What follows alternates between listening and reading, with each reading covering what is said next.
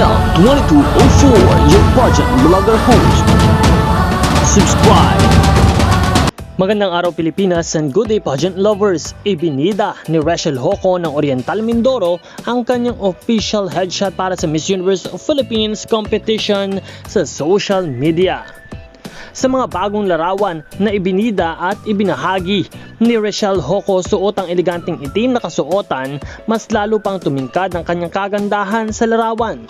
Kasabay nito ay hinikayat ni Rachel ang kanyang mga taga-suporta sa kanyang official headshot sa MUPH page. Patuloy siyang nagpapasalamat sa lahat ng sumusuporta sa kanyang laban sa prestihiyosong patimpalak ng kagandahan. Patuloy nating abangan ang kanyang journey sa Miss Universe Philippines 2025 competition.